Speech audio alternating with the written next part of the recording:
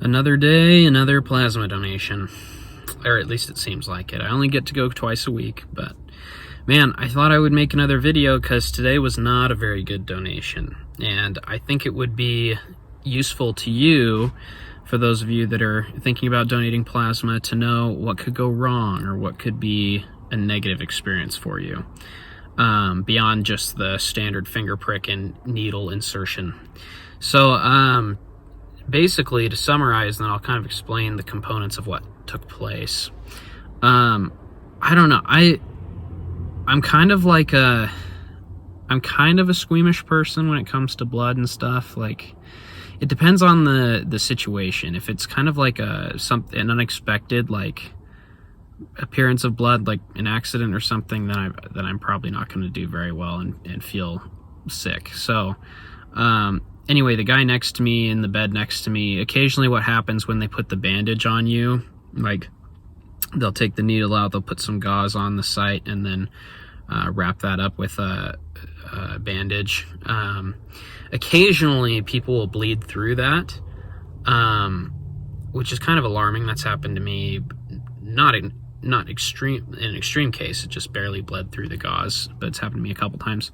Anyway, this guy was bleeding through pretty substantially, like it was pooling on his arm and a little bit on the bed. So that's something to be aware of as well, that could happen. But that kind of shocked me a little bit, and it just was just enough to make me feel sick. And I think the queasiness is amplified, I think is the word I'm looking for, by the fact that you're having your blood taken out in cycles and replaced, or centrifuged. The plasma separates from the red blood cells. They put the red blood cells back, and that happens in cycles until eventually you get saline to replace the plasma that was taken.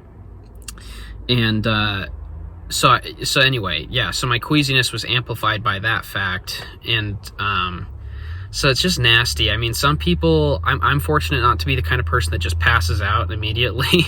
Some people pass out immediately and just have a hard time with stuff like that, or with even donating plasma, getting the needle. They just pass out and they have a hard time. But for me, it's just like really slow, like onset of symptoms that would lead toward me passing out, where I just start to have sweat and like feel hot, and kind of also clammy. Just queasy, they feel like is the best word for it. When it starts to get worse, then my vision starts to I start to get tunnel vision, where like literally like it seems like the peripheral of my vision like kind of goes black gradually, and it sounds like I'm underwater, like people are talking and I'm underwater or something is what my hearing starts to sound like. And it's just a gross feeling, so I really don't like it. I've only come close to passing out. I've never passed out. I've experienced those symptoms and come close maybe, I don't know, 5 or 6 times. So, and I've donated over 100 times in my life, I would say, pretty easily. So that's something to be aware of. Another negative thing that's happened to me that was kind of extreme, I mean, I don't want to say extreme, it was just kind of like a really unexpected, just weird fluke.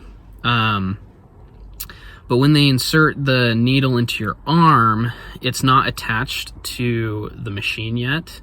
What it is, it's the needle attached to like a foot long part of the tube, and then they attach the rest of the tube to the machine in the bottle that collects the plasma, but they have that tube clamped off, so when they put the needle in your vein, your blood doesn't just like escape out of the tube because it's clamped off.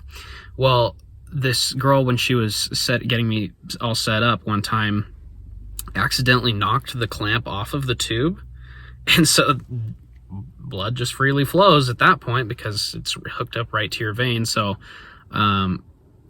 a bunch of my blood kind of went everywhere, and it's miraculously, like, that would be a situation where I would feel like I was going to pass out and have a rough time.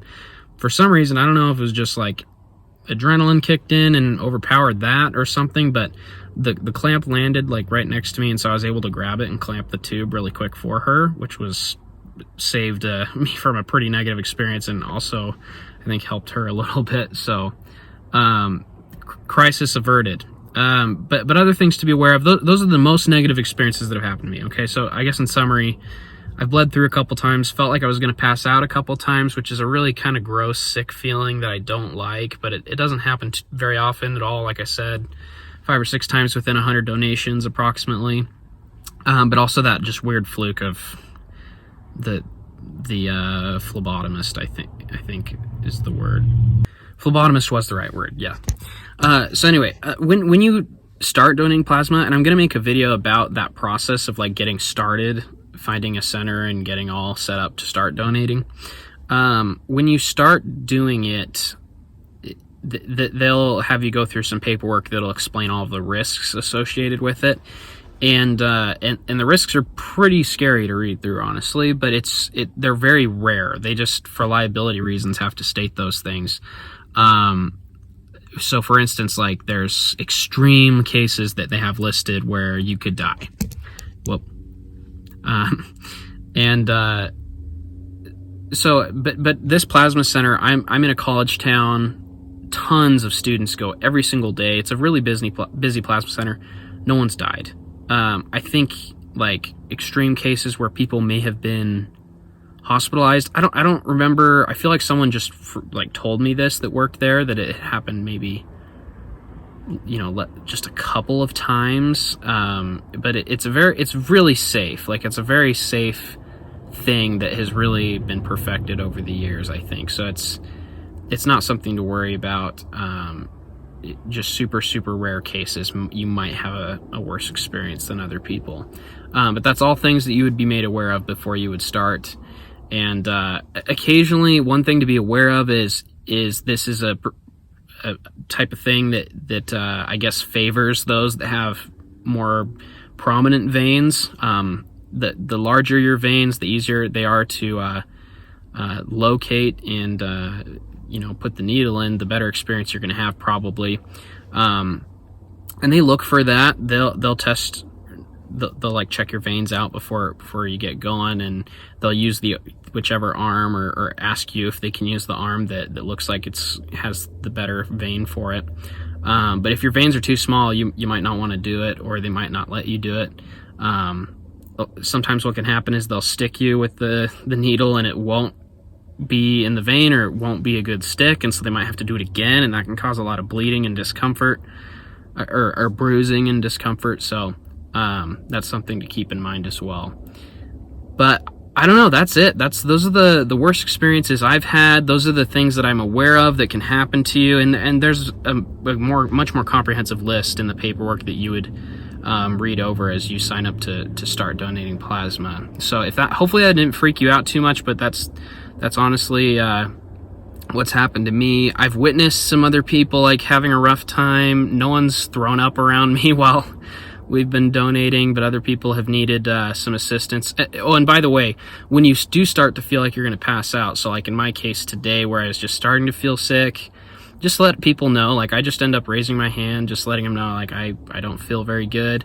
And today they grabbed me some Powerade. So they brought me over some Powerade, and then they elevated my feet and got some ice packs for my chest and the back of my neck, and then they also started fanning me. So it's just, they're pretty well trained to know what to do to help you to start recovering from those symptoms and feel better. And they even like slowed the machine down, so the whole cycle started going slower, at a slower pace, to be less shocking to my body, I guess. So pretty safe thing to be doing, but also something to be made aware of so you don't have just a horrible experience when you end up going. But if you do have any more questions for me, I'm happy to answer them. Go ahead and put those in the comments. Also subscribe if you want more videos on donating plasma and everything that goes with that.